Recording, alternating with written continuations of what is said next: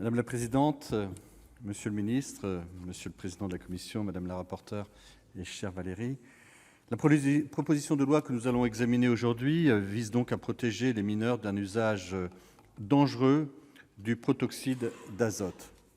Et je souhaite ici avant tout saluer l'initiative de notre collègue Valérie Létard, dont je partage pleinement les objectifs. Depuis janvier 2019, 10 cas graves, dont 8 dans les Hauts-de-France, ont été recensés suite à l'inhalation de cette substance par des mineurs. Le protoxyde d'azote, aussi connu sous le terme de gaz hilarant, est sans doute l'agent volatile le plus ancien de la pharmacopée anesthésique. Ses propriétés euphorisantes ont été découvertes en 1799 par le chimiste anglais Humphrey Davy et par la suite ont largement contribué au progrès de l'odontologie et de la chirurgie. Si ce produit est encore utilisé en chirurgie en complément de produits anesthésiants, il est également utilisé en tant que gaz de pressurisation en cuisine, dans les siphons pour crème chantilly. De même, son usage reste récurrent dans le monde sportif, afin de soulager les douleurs et blessures des athlètes durant leurs performances.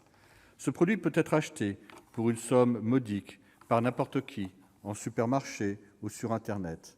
Sa facilité d'accès, ajoutée à la publicité sur ses effets hilarants, diffusée sur les réseaux sociaux, ont popularisé un usage détourné, comme si c'était un produit purement récréatif et festif chez des mineurs de plus en plus jeunes.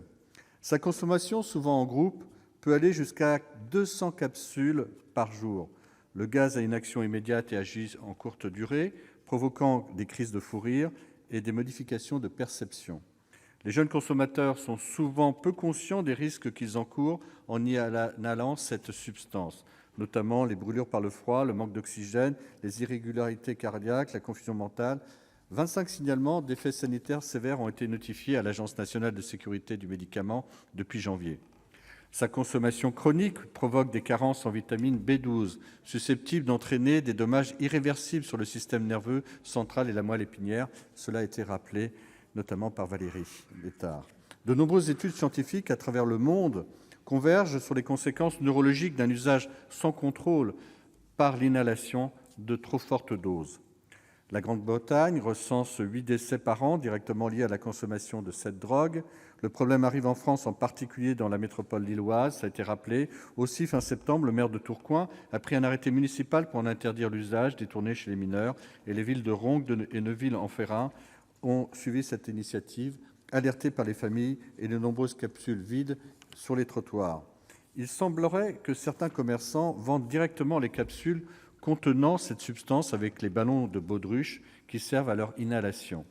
Aussi, le texte adopté à l'unanimité par notre commission des affaires sociales et légèrement remanié propose d'interdire la vente de ce produit aux mineurs et prévoit une peine d'emprisonnement et 1 500 € d'amende pour incitation à la consommation de mineurs.